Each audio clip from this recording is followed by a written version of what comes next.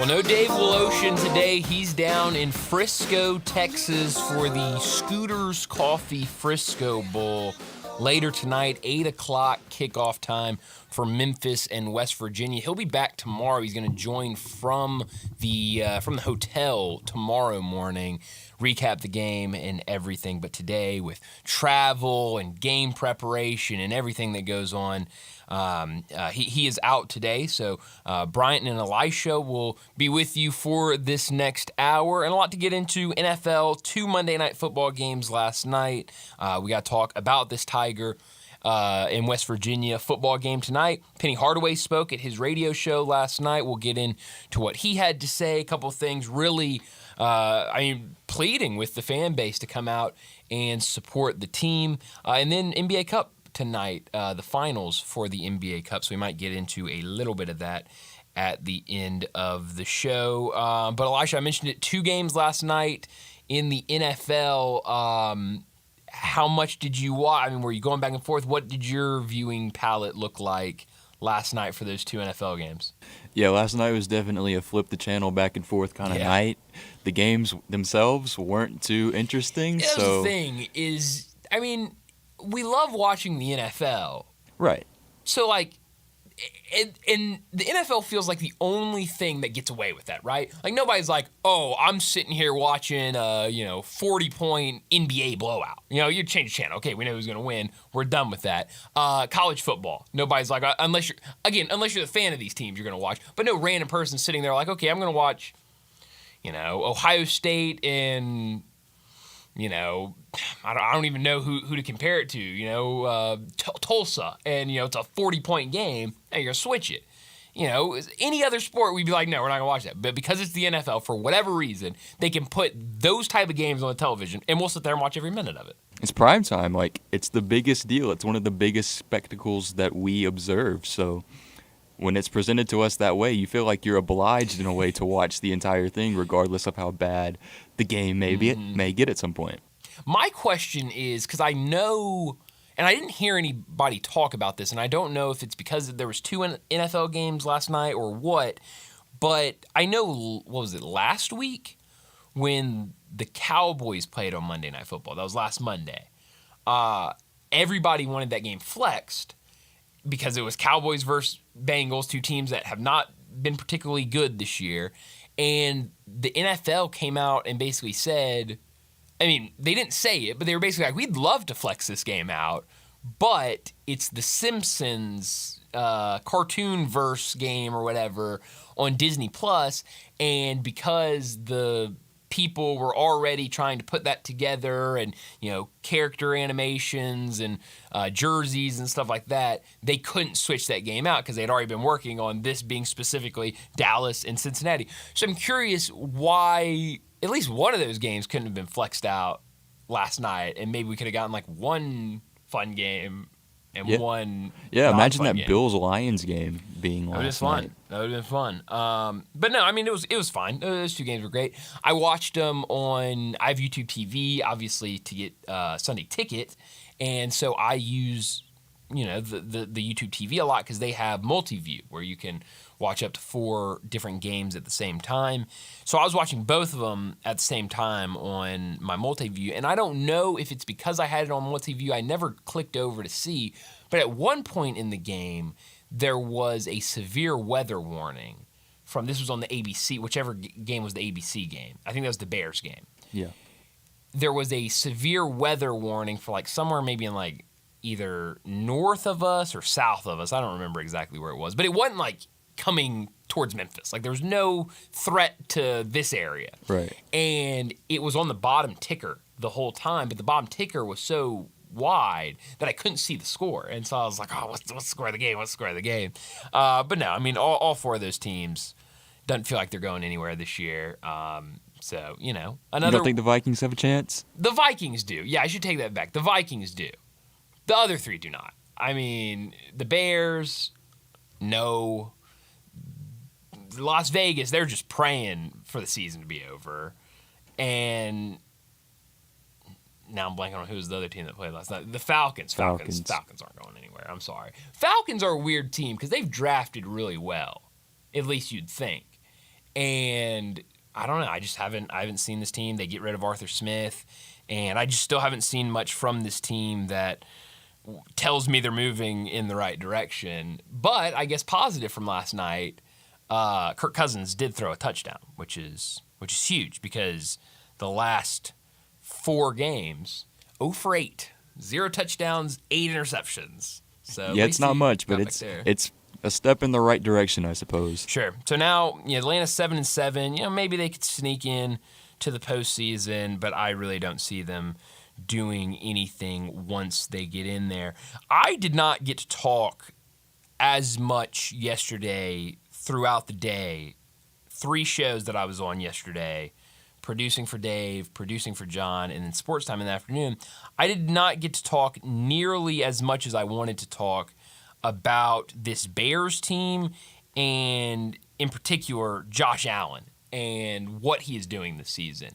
Because it feels like, and I don't know about you, Elisha, but at least what I was hearing, what I was talking about with people, felt like early in the season, we got to about week 5 or so, and we said, okay, Josh Allen, congratulations, you're the MVP this year.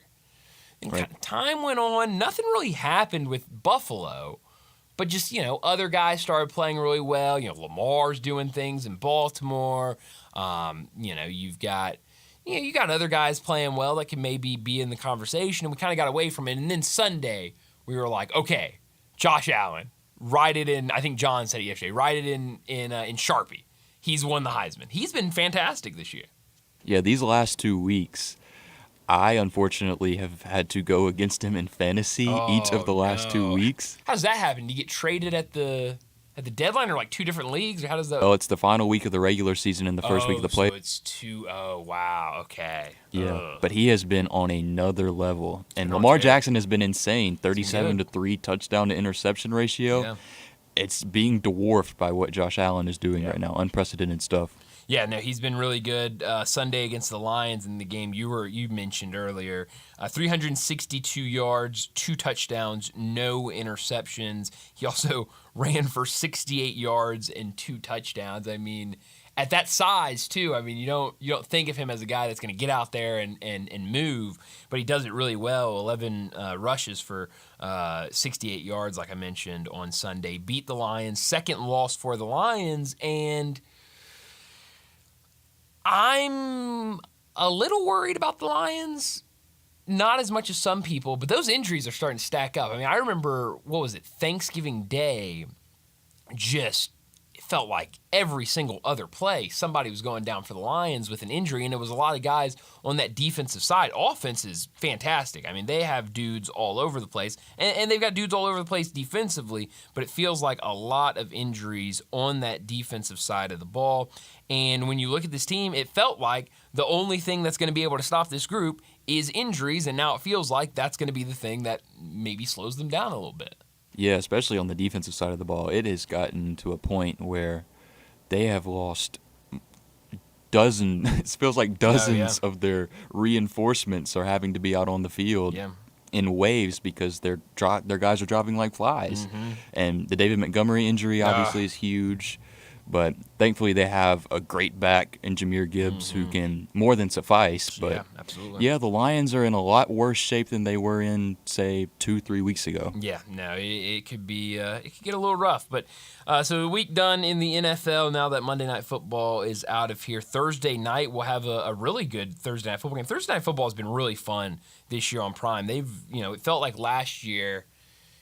It was a lot of games that were kind of sleeper games, and who really cares about these games? But this year, it seems like every single Thursday night has been electric. We get another good one Thursday. The Broncos, who've really turned things around. Bo Nix looking like a real player against the Chargers, which we know with Jim Harbaugh over there, they look a lot better. 8-6 record the Chargers have. Broncos 9-5 on the season. So that'll be a fun game Thursday night for some Thursday night football. But I do want to switch gears and talk about the Tigers and this game against West Virginia tonight. The Scooters Coffee Frisco Bowl.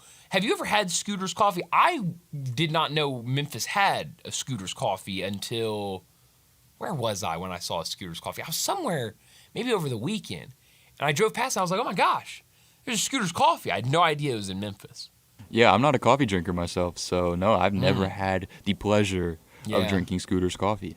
I feel ashamed that I didn't actually. Well, I mean, it was night when I saw it, so I would have had to go back out there and get a coffee. But I'm ashamed that I haven't had Scooter's coffee, knowing that they're here in Memphis. But no, I'm a coffee drinker. I've got one right here that I have not touched yet, but I'm gonna drink. But I like coffee. But I've never had Scooter's coffee. I will say this, maybe a hot take. I don't know how you feel on this. I want to get your thoughts on this. I'd love to get the listeners' thoughts as well. You can join the show on the Cecil Log Cabin listener line, 901-360-8255. Scooter's Coffee Frisco Bowl logo? Maybe top 5 bowl logo? Maybe top 3. I don't know. It's a good logo. I don't know if you've seen it. Yeah, I'm going to have to pull that up. To me, at least, it's a really good logo. It's the Scooter's Coffee logo, which is a very standard logo. It's just like a circle with Scooter's Coffee written in the middle of the circle. And then under it is a pennant that says Frisco Bowl. Very clean logo. Yeah, I'm seeing it here now. Definitely well done by the advertising team, by the design team for the Frisco Bowl. I like it. Very.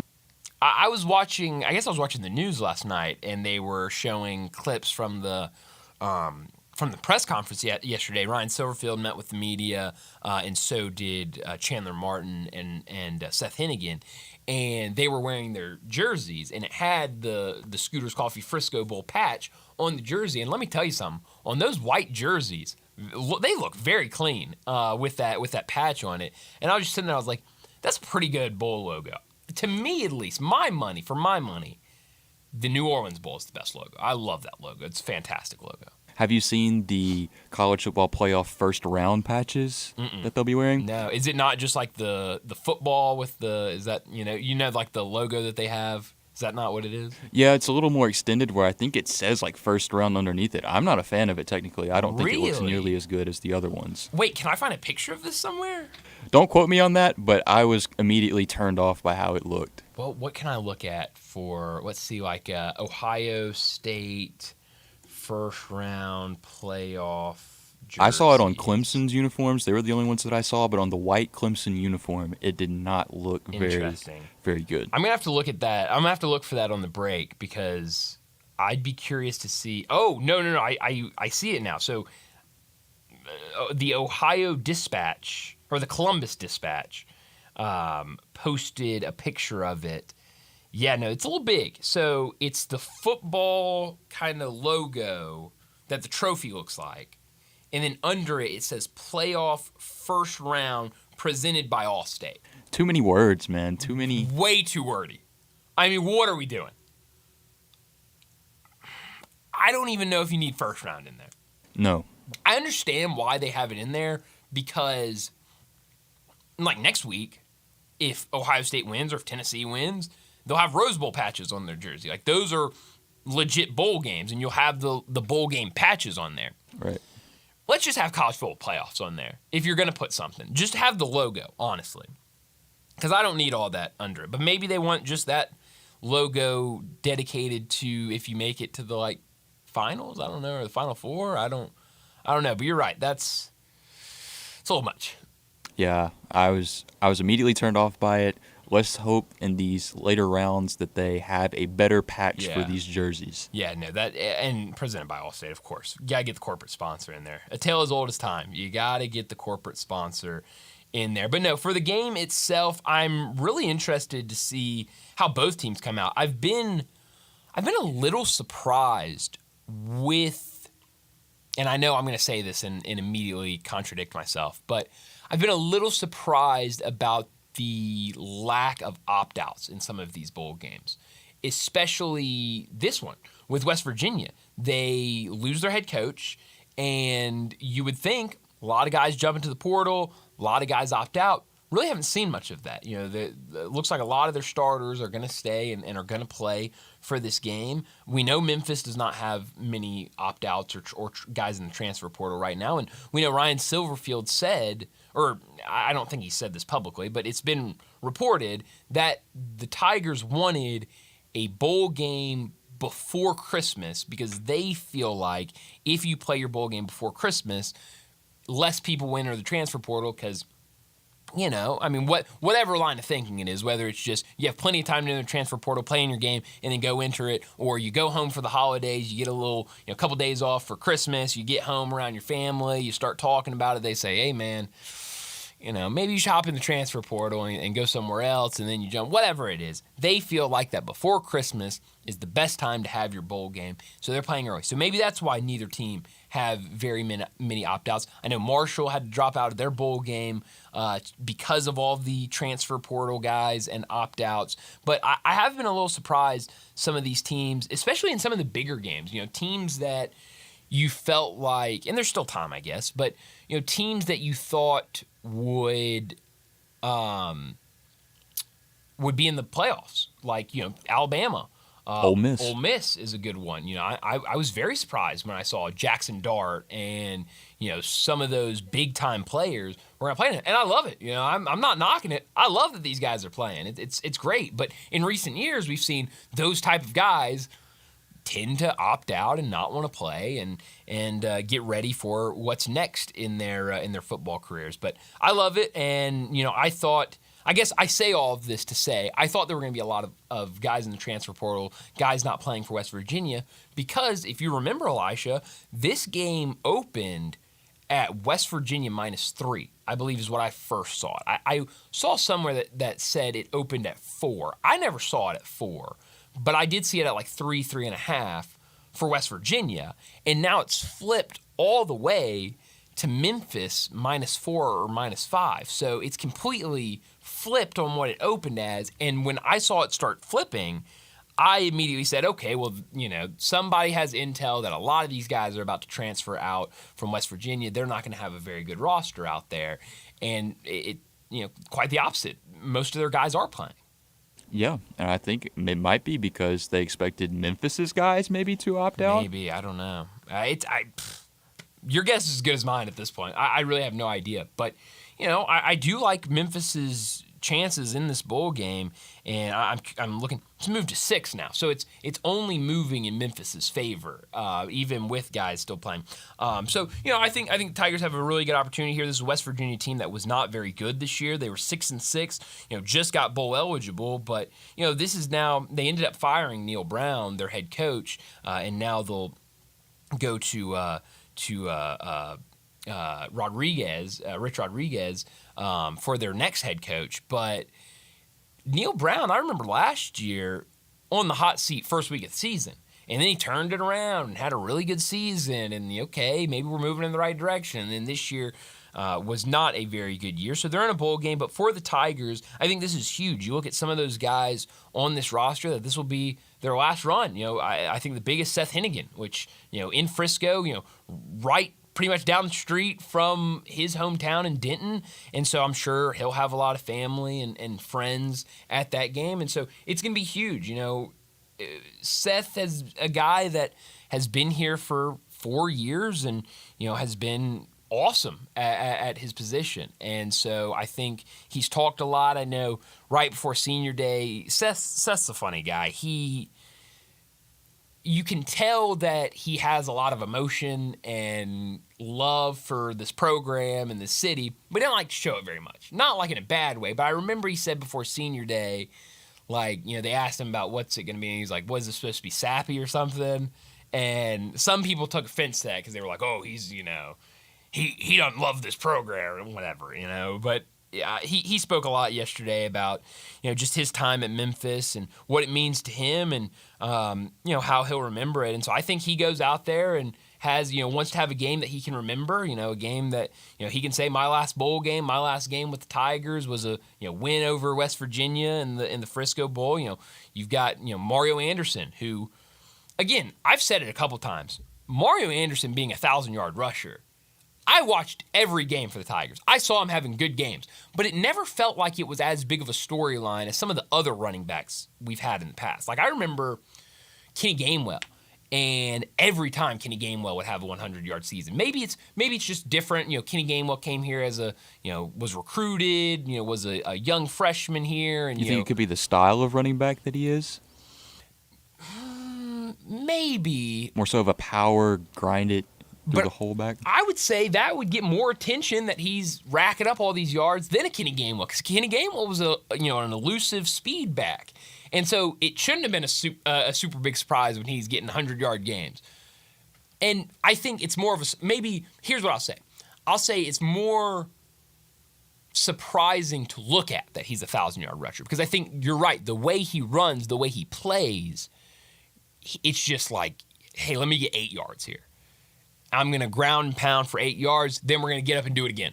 And so it's not that big breakaway 80-yard run that we've seen some guys have and then have, 150-yard rushing games. But it just feels weird to me because it never felt like, oh, man, Mario Anderson, back-to-back 100-yard games. It never felt like we were really talking about that when I remember us having those exact same conversations about some of the other running backs. It also could be because he came to South Carolina. He was expected to do this, and that's kind of where I was going with Kenny Gainwell comes here, recruited, 3-star guy, and then hits the scene and is like, oh, man, this guy's phenomenal. And now with Mario, it's like, yeah, you're from South Carolina. You're supposed to rush for 100 yards every game. So, but I think he's going to want to have a big game. He came here to put himself, kind of as that running back in this line of running backs that Memphis has had. I think he'll have a big game. Rock Taylor, who, has been with the program for a long time. I think offensively, the offense is going to be clicking tonight. And now the big question is what happens with Chandler Martin, because he was asked yesterday, he has 1 year of eligibility left. He was asked yesterday about what he planned to do and what his future looked like. This is a guy that, obviously, with 1 year of eligibility, he could stay at Memphis. He could go and try the NFL draft. But also, and we were talking, and I know Eli had Jonah Dillon on this morning, and I missed it, so I don't know if Jonah talked about this, but he spoke about it with us yesterday afternoon on Sports Time about, in his opinion, and maybe he's heard stuff, maybe he hasn't, if Chandler Martin entered the transfer portal, he would be a very highly sought-after linebacker, not just Group of Five, but in Power Five programs as well, that because of what he does, because of his age, being that kind of veteran linebacker, that there would be a lot of teams after him. And so he was asked yesterday about his future, and he said, hey, I'm focused on West Virginia. I'm focused on this bowl game. And so he didn't say much about it, and I think that will lead some people to believe, okay, he's gone. I think I was talking to one of my buddies yesterday, and they were like, yeah, can't Chandler come back next year? What's the deal on him? And I was like, well, actually, I'm glad you asked that, earlier today. Or, it's funny you asked that. Earlier today, he was asked about it and said, he's focused on, the bowl game and that he'll, worry about that once it's done. And so he didn't really answer it. And my buddy immediately goes, oh, he's gone. He's done. He's done. I was like, well, not necessarily, but, that does kind of come off as maybe he's leaving. So I don't know what his future is, but, I think this is going to be a good opportunity for the Tigers, against a Power 5 team to cap off a really good season. I know, it wasn't the season that, a lot of us kind of anticipated early in the year where, we're talking about college football playoff and we're talking about conference championship games. It wasn't that season, but it was still a really good one. And I think capping it off with a win over West Virginia tonight will definitely add to that. Matt texted in. I want to get to this before we get to a break. You can be a part of the show. Sissy's Log Cabin listener line, 901-360-8255. Matt texted in and says, is there a situation in college football like there is in college basketball where guys can go test the NFL waters and still return to college football if they want to? As of right now, there's not. That is just a college basketball thing. But I think it should be something that college football adopts, because I don't think there's anything wrong. And I would say college football, it works better than college basketball even works. Because with college basketball, you have guys that go to these private workouts and they go to the combine and they test the draft waters and then they hear back and then they make their decision. We literally have pro days at every single college football program where you have scouts from pretty much every team that come out and watch your guys, and it's just your guys they're watching. So I don't know why college football wouldn't have that same thing where maybe, okay, we can't invite everybody to the NFL Combine. We're only going to use draft eligible guys that have committed to the draft. It's only going to be those guys. But you have pro days, and that feels like a really good opportunity for a guy like Chandler Martin, who hasn't decided what he's going to do. Hey, go out to pro day and make your decision. And if, schools come back, or if scouts come back and say, hey, you are NFL ready, we take you in the third round. All right, I'm going to the draft. If not, then yeah, I'm coming back to school. The only issue with that is, and this is a pretty big issue, pro days aren't usually till like April. That is true. And same thing with the combine, where the combine is in like March, like late March, early April type thing. Big issue there because you got school, you've got spring ball and workouts and stuff like that. And so that's the whole thing. That's the biggest issue with college athletics right now is you've got things that need to be done, but because of the academic calendar, you can't really do them when they probably should be done. I know the biggest thing right now is the transfer portal. And, like, when do you have the transfer portal? Because everybody, I saw Nick Saban last night have a really fiery tweet about the transfer portal, and because a guy, an Alabama kid that was a freshman at Alabama last year, entered the transfer portal, and he's like, "This is ridiculous." This kid that grew up an Alabama football fan, Jalen Mbakwe. That's right. He was an Alabama fan as a kid, and now he's entering the transfer portal because it's opening so early, and he feels like he has to jump in it right now. And here's the thing. I understand. I would love for the transfer portal to not open up until after the bowl season. But then you're talking about, I don't know exactly when bowl season ends. I know Ole Miss plays on January 2nd. So we're at least in January when people want to start the transfer portal. Elisha, you just graduated the university. I'm a couple years removed from the university. School starts, December 15th-ish? Yeah. Or January 15th-ish, something like that? Like, right after Martin Luther King Day. Yeah. So, you got to have those guys enrolled because here's the thing. Every coach in the country wants those guys to be there for spring ball. And so you got to have those guys enrolled for spring classes. It's just, it gets super tight then. And I don't know. The whole transfer portal happening in 13 days? Yeah, that's just not going to work. And so I don't know what the answer is, but just the blanket, let's push it to past the bowl season and start it then, that doesn't work. And kind of same thing with this situation that Matt asked about where, guys test the portal. It's just really hard with college football because college basketball, you're ending in April.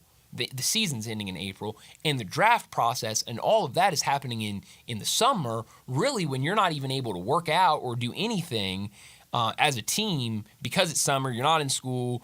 NCAA doesn't allow you to really practice until a certain point in the summer. You have so much time to make those decisions before you even decide one way or the other, whereas football, you don't have as much time there to do that. So, it's a good question, but I wish they would adopt something. And kind of on the flip side, I know we got to get to a break where we've gone way over, but the flip side, I wish college basketball would adopt some sort of redshirt rule that football has. Football has you can play in 4 games and then redshirt. And if you more than 4 games, you don't have to. I wish basketball would have the same thing where you could, I don't know what it would be, but you can play in a couple games, you can play X amount of minutes or something to where freshmen can play. And then look, if they need to redshirt, if they're not ready, we can play them, we can get a look at them, and then we can redshirt them. Instead of this idea of, because I've seen it, several different programs this year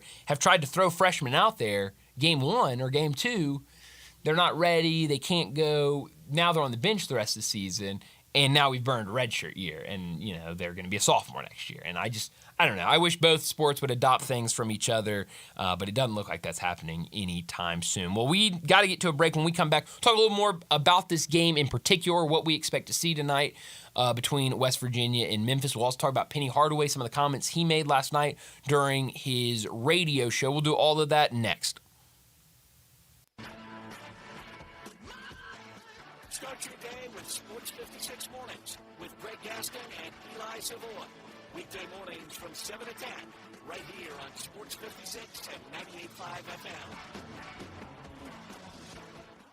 Jenkins Floors and More invites you to their retail warehouse where they pass wholesale savings on to you. Jenkins Floors in Little Rock, Cleveland, Mississippi, and now open in Horn Lake at 2356 West Goodman Road. Specializing in flooring and carpeting, tile, plantation shutters, and blinds, Jenkins makes your life easy with a 2-week turnaround. Contractors, builders, or family projects, call 662-469-9350 for a free estimate. Owners Timmy and Rebecca Jenkins say hello to Sports 56 fans and look forward to your business. So you're sitting there at your desk feeling trapped in your house, working from home, and you can't stop thinking about breakfast. Do you have anything to eat in the house? More importantly, it's not like anyone is watching you. Who's going to know if you sneak off to Sunrise on Jefferson or Sunrise East on Poplar and grab a quick bite to eat? You don't even have to eat in at Sunrise. Both locations will gladly prepare you a great meal to go. Your desk at home is going to feel a lot better when you're tucking into breakfast, or lunch for that matter, from Sunrise.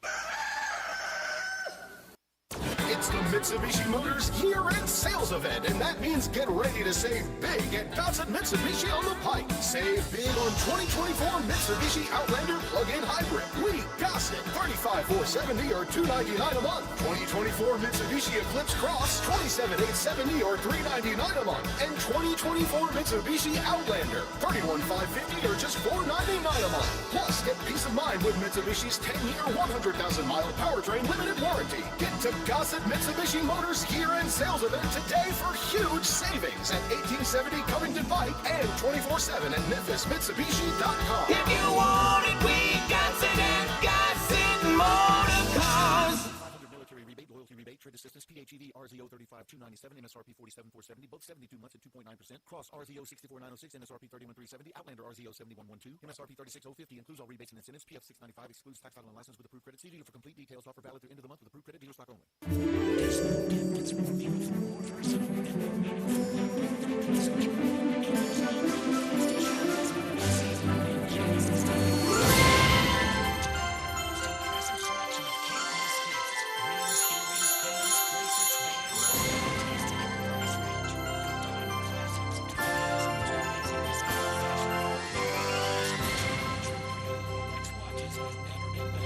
Just for December, we're offering 5 years, 0 interest financing on any holiday purchase. With a special offer, everything's affordable. Just pick an item, divide the price by 60, and that's your payment. So come to Genesis Diamonds. Our experts help you choose the perfect and modern gift present. Spread your payments over 5 years. Get holiday store hours, directions, and finance details at GenesisDiamonds.com. Happy holidays with Genesis Diamonds.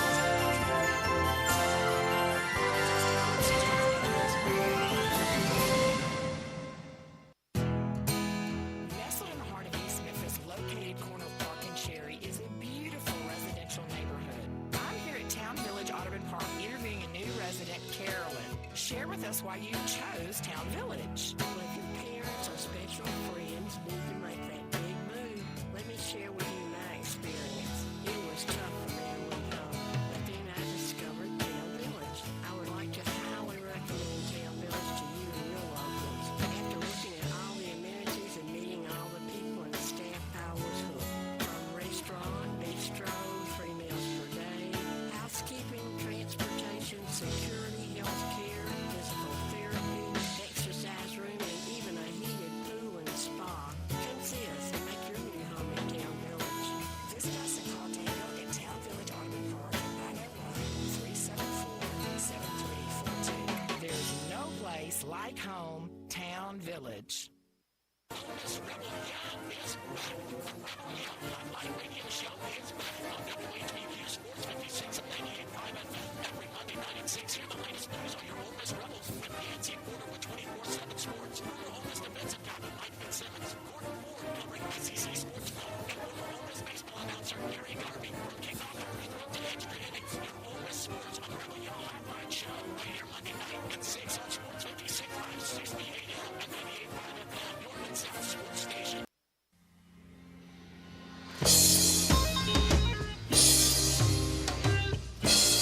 Now back to Wolo and Friends on Sports 56.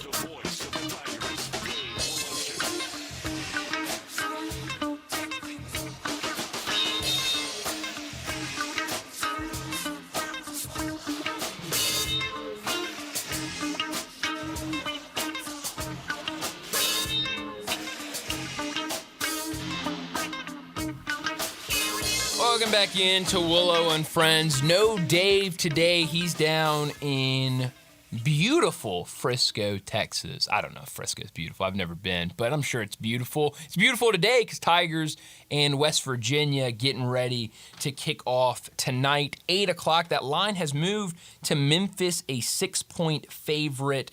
For anybody that's curious, the matchup predictor on ESPN, according to ESPN Analytics, give Memphis a 53.1% chance to win this game tonight. So we'll see. It should be a fun game. This is, a game between two pretty good quarterbacks. Seth Hennigan has been really, really good this season. Garrett Green on the other side, he's been okay. Thrown a lot of interceptions this year. This guy, 1,972 passing yards, 13 touchdowns, 11 interceptions on the season. So maybe a good opportunity for some of those Memphis DBs get their hands on balls and get some turnovers and give this Memphis offense a really, really good field position throughout this game. I think Tigers win this game.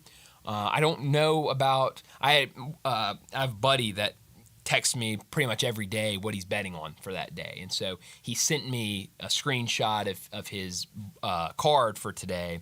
And I'm looking at it, and it's a mix of NBA and college basketball, and then I see West Virginia money line, and I was like, West Virginia basketball doesn't play today, and then I was like, oh, okay, and so I said, well, that's not cool, and he was like, what are you talking about? And he goes, oh, West Virginia money line, and then I go, yeah, what's up with that? He goes, you take Memphis -6 and tell me how it works out for you. I said, I'm not betting on this game.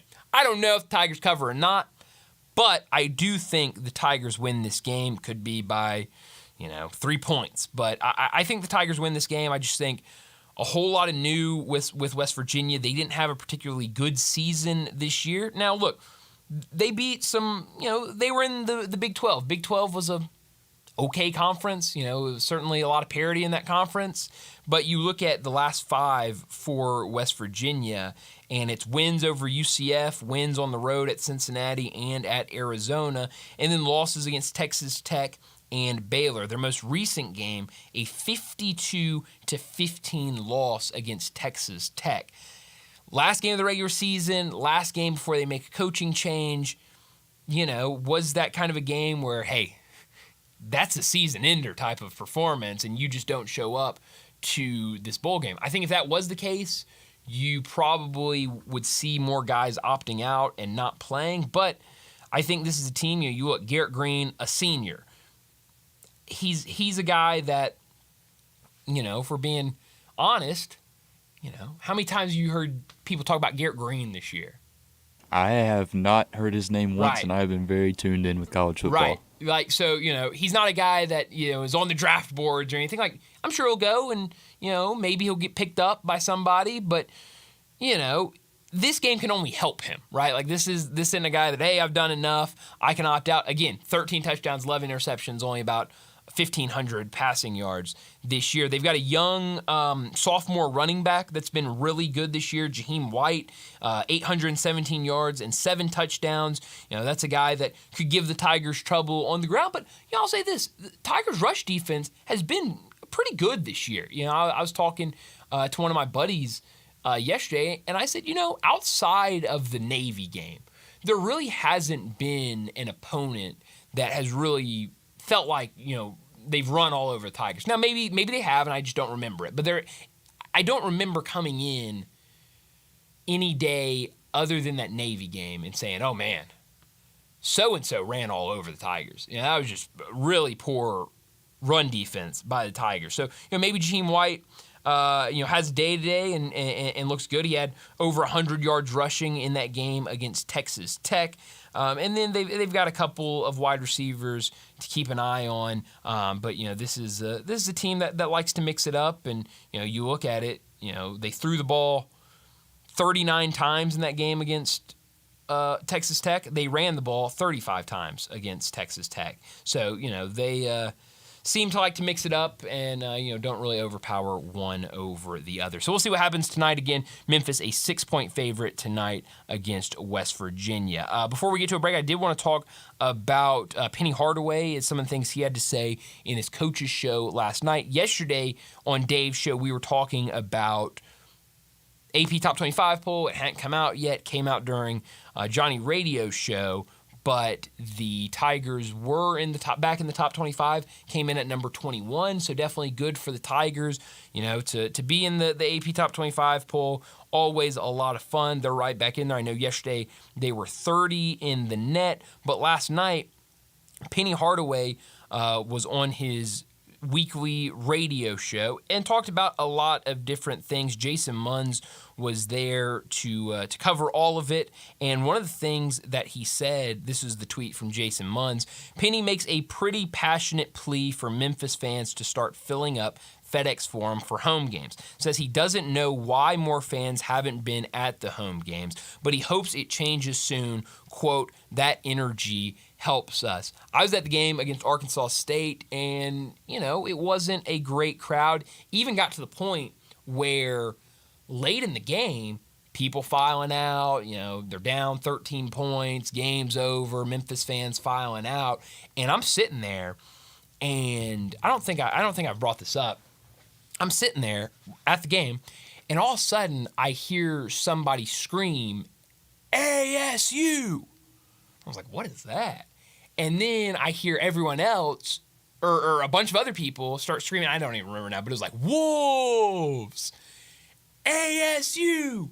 Wolves! And I was like, oh my gosh, that's the Arkansas State fans. And then I realized it was one of the players on the bench had stood up and, was yelling that, and all the fans, and I was sitting kind of behind the Arkansas State bench. So I was, around where their fans were, getting tickets and stuff. But it was pretty loud. And, I looked around and just everyone filing out and ASU doing their chant, and I don't know, it was weird. But I think when you look at who they've got coming up, those are going to be packed games. Mississippi State at home, and who knows, Mississippi State dropped out of the top 25 with their loss, or not with their loss, with, just other teams moving in. Davidson Dayton and Memphis both entered the top 25. So someone had to get knocked out. Unfortunately, Mississippi State was that team to get knocked out. They could, I guess not. That game's on Saturday, so they won't be in the top 25, but they'll be one spot out. Really good team in a really good SEC, and certainly being as close as we are to Mississippi State, it feels like there'll be a lot of State fans trying to get there. Hopefully a lot of Tiger fans will be there as well. An early game, I think an 11:30 tip for that game on Saturday against Mississippi State. And then a week after that, you've got Ole Miss in the house. And we know Ole Miss is ranked. Who knows, depending on what happens this week for the Tigers, they could very well be ranked as well. You could be getting a top 25 matchup in FedEx Forum. So I feel pretty good about both of those games being really good crowds. Now, once we get into conference play, I think that's a different conversation. Yeah, I think that Ole Miss and Mississippi State are both going to bring it with their fans. I think their fans will both show up. So the Tiger fans have got to come and represent. I'll be there on Saturday. Yeah. I'll be there next Saturday too. So I think it's up to the Tiger fans to really set the tone for these games, get the energy going, because the Tigers will need it. They'll need it. These are two very good teams, two NCAA tournament teams starting this Saturday. Mississippi State has an electric guard in Josh Hubbard, who, if he catches fire and he gets momentum early in the game, it might be a long day for the Tigers. Yeah, no, you're right. Josh Hubbard is an incredibly talented player, and a guy that could give the Tigers some issues. Last thing I want to get to on Penny Hardaway and what he had to say last night, he talked a little bit about Tyrese Hunter, what he's done this season while dealing with a knee injury. Quote, when I see him wincing out there, man, I'm just saying that's a warrior. He's fighting through so much more than people know. When he does that, when he does what he did against Clemson, man, that's just special. I think we forget about that. Tyrese Hunter and PJ Haggerty, for the first 3 or 4 weeks of the season, I guess 3 weeks of the season, neither one of those guys practiced at all. They were just playing games because both were dealing with injuries. It sounds like PJ Haggerty is pretty close to healthy. But Tyrese Hunter, this knee injury he's dealing with, is the one I know Jason Munns joined us on Sports Time on Friday, and I asked him about Tyrese Hunter, and he said, that one is closer to the idea of a game time decision, if you had to put it, because, that one's a little more severe. But the fact that he's able to go out, play through that, and have performances like he had against Clemson, like he had in Maui when he was just unconscious out there, it's fun to watch. And, he's been huge, that backcourt. The question, at first was, does Memphis have the best two guards in the country? And now is it, does Memphis have the best backcourt trio in college basketball when you look at what all three of those guys have done? So, Tigers will get after it against Virginia first on the road, and then they'll take on Mississippi State this weekend. But let's go ahead and get to our final break. And when we come back, we'll wrap up today's show of Wolo and Friends. We'll talk a little bit about the NBA Cup tonight, the final game of the NBA Cup. We'll do that next. We are real sports talk. Sports 56 WHBQ. Available on your radio dial at 560 AM and 98.5 FM, as well as around the world online at sports56whbq.com. Take us with you everywhere by downloading the Sports 56 app. And at home, just say, Alexa, play Sports 56. Stay tuned in. Real sports talk. Sports 56 and 95 FM. Sometimes I wish I had a gun. Well, I'm armed, but before I bought one, I still went to Top Gun Academy to learn to protect myself without a gun. How is that possible? Top Gun's personal protection training. It's perfect if you want to protect yourself without firearms. I don't know. And it's perfect if you feel the need to carry a gun for self-defense, because the last thing you really want to do is shoot. That is scary. Not at Top Gun. It's very comfortable, and you learn to load, handle, and shoot a handgun safely. Protect yourself. Go to Top Gun Academy. They're at 2770 Witten Road. At Jason's Deli, when you're dining in or picking up curbside, you can expect wholesome food and no surprises, just delicious sandwiches, crisp salads, and quick quality meals made with the freshest ingredients and no artificial trans fats, MSG, high fructose corn syrup, or artificial colors and dyes. Around here, a lot of thought goes into what we put into our food and what we take out of it, because you're not just taking a bite, you're getting a taste of who we are. New items are constantly being created to expand our menu for all tastes and special diets with vegan and gluten-free options available. Convenience and on-time delivery you can count on. It's just a click away at jasonsdeli.com, so whether you need to feed 5 people or 5,000, the team at Jason's Deli, they have the credentials and the commitment to keep you satisfied. Freshness is nearby at Jason's Deli, with locations at Ridgeway in the Park Place Center, Poplar and Highland, Germantown Road in Cordova, and on Goodman Road in Olive Branch. Jason's Deli. It's wholesome food and no surprises. Hi friends, Bill Russell at Russell Brothers Fine Jewelers, and it's crunch time now. But don't worry, just because you waited till the last minute doesn't mean you're going to miss out on anything. At least not at Russell Brothers. We have a huge selection of the most magnificent jewelry you've ever seen. Whatever you think would please your lady, whether it's a pair of diamond studs, or a stunning sterling silver bracelet, or a 14-karat gold bangle, maybe a beautiful sapphire pendant, or a spectacular gemstone and diamond ring. We've got anything your lady would want, and when you give her that gift, beautifully wrapped in a Russell Brothers box, you know you've given her the finest quality that's available. For 5 decades, Russell Brothers has been helping Memphis men be the smartest society possible. So if you want to give her a gift that will make her smile for a lifetime, come see us at Russell Brothers Jewelers. It's getting out of the wire, but don't settle for less than the best. She deserves it. Russell Brothers Fine Jewelers, 4646 Poplar. People just know they could save hundreds on car insurance by checking Allstate first. Like, you know to check that your seats aren't in the visitor section first, before buying tickets. I'm so excited for this game. I can't believe we got us tickets. Me too. Look, are we on the wrong side? Yeah, check them first this one. So check Allstate first for a quote that could save you hundreds. This is going to be a long game. You're in good hands with Allstate. Savings vary, subject to terms, conditions, and availability. Allstate Fire and Casualty Insurance Company and affiliates, Northbrook, Illinois. Do you know one of the best things you can do for your employees or family's health? Provide Arctic Clear bottled water. Arctic Clear bottled water is your locally owned and operated bottled water provider. Arctic Clear is 100% natural spring water with free delivery and dependable service and no long-term contracts. An easy choice. Call Jeff Metis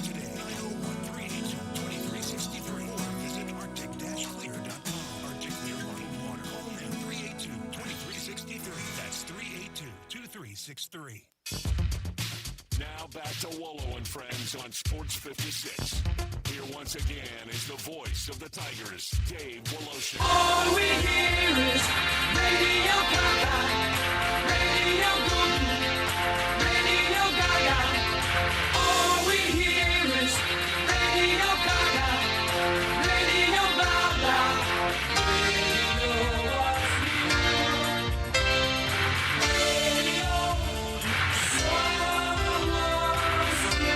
We're back into Wolo and Friends. Bryant and Elisha with you. No Dave, he's out. He'll be back tomorrow. He's going to do the show, I believe, from his hotel room before they get on their flight to head back to Memphis. But tonight, obviously, the big one, the Frisco Bowl, Memphis versus West Virginia, and we will see what happens with this Tiger team and if they can cap off the season with a win against a Power 5 team and get another bowl victory. It'd be huge. And then I'm sure we'll learn a lot more after tonight, kind of in the next couple of days and weeks of what next year's team will look like. We know, obviously, the guys that are leaving, but some big question marks. Chandler Martin, will he return? Will he leave? That's probably the biggest question about current Tigers. And then we'll see, I know a lot of guys that have been offered in the transfer portal, but I'm sure we'll get a lot more movement. And that's probably another reason why the coaching staff wanted to get this bowl game in early because, it's, I'm sure, very hard trying to prep for a bowl game and also try to work the transfer portal and get guys in for visits and different things when you're playing.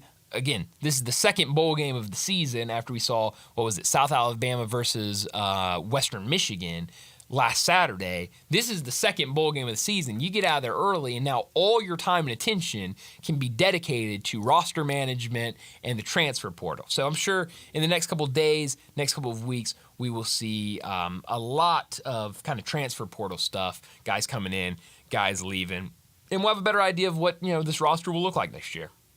Yeah, I'm looking forward to it. I'm focused on tonight first, but after tonight is when it really starts. You sound like Chandler Martin now. I mean, we're focused on tonight, but then we'll make our decision afterwards. To take the words right out of his mouth. But yeah, I think it's going to be an interesting process, especially whenever you think about a new quarterback, a lot of new skill position players coming in.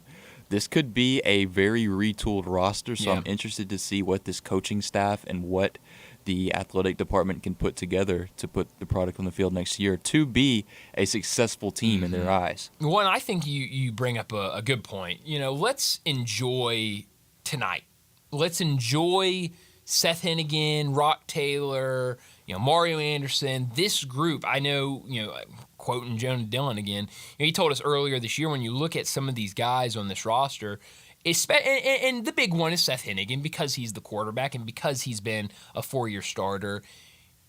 This feels like an end of an era almost, and so it's going to be a lot different. It's been a while since we questioned who's going to be the starting quarterback. I mean, a lot of people remember that offseason and the buildup of, Grant Gunnell's transferred in. It looks like he's going to be the starting quarterback. Now he's injured. Oh, no, you're going to go with a true freshman and Seth Hennigan. But everyone that's talking, that's, been in camp and talked to the coaches say that, he's looked great. And, so it's like an end of an era. But, I think with all of these questions, we just need to sit back tonight, enjoy this team, enjoy these players, and then tomorrow we can worry about what next year looks like and what who the quarterback is going to be for next year's team, because that's certainly going to be the big question of the offseason. Well, I guess before you watch that game, or if you want something else to watch in addition of that bowl game, NBA Cup Finals tonight, the only game on in the NBA. Very weird how the NBA has rolled out the last 2 weeks. So last week we had NBA Cup quarterfinals, all of that.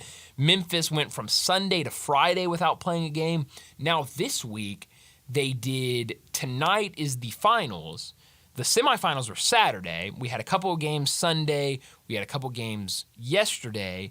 Now, tonight we have the finals. Tomorrow night, no games at all in the NBA. And then Thursday night, I believe every team, or pretty much every team, is playing in the NBA on Thursday night.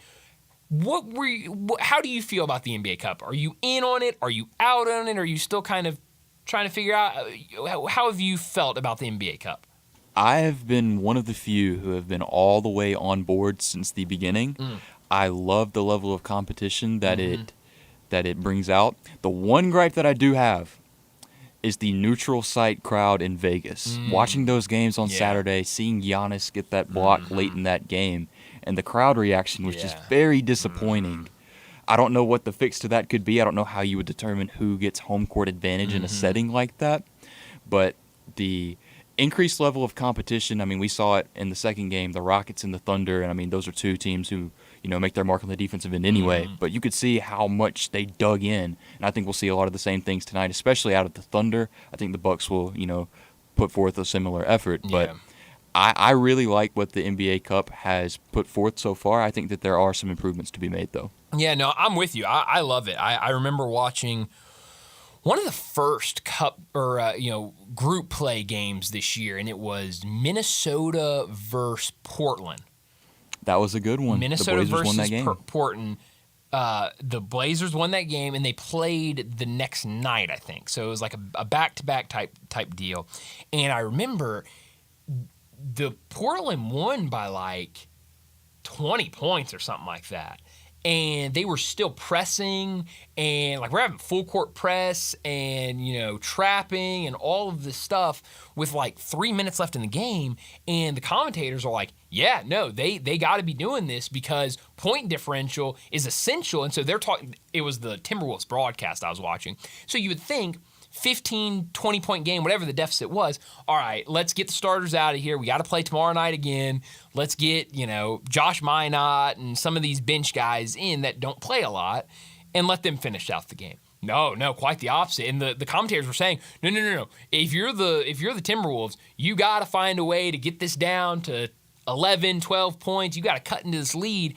And it was a lot of fun. I mean, we've got balls getting knocked out. It's a 15-point game. Ball gets knocked out, and both teams are going, review it. That's our ball. And I'm like, this is awesome. And so, yeah, the level of competition is great. I hate the argument that, the guys aren't going to care about a paycheck. If it's a paycheck that's on the line, and that's the only thing, it doesn't matter, when Shea just got a fat contract extension. He doesn't care about, $500,000. Oh, okay. Yeah, no. Yeah, he cares about that money. Like, well, if he's not playing for himself, he's playing for his teammates on minimum contracts. Exactly. And that's the thing. But also, who don't want an extra $500K? Like, I'll take that any day. Those guys will take it any day. Just more money. Who don't want that?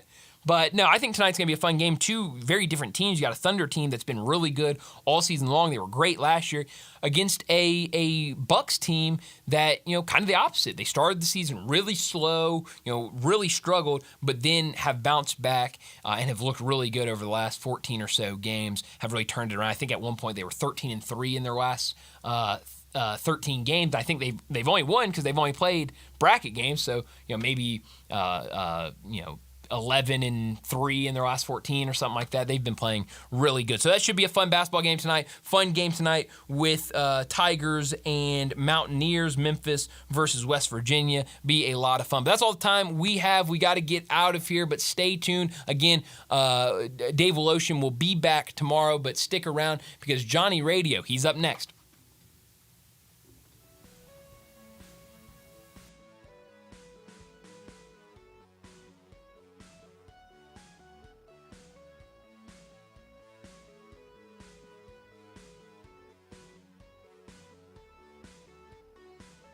Moving is stressful, but black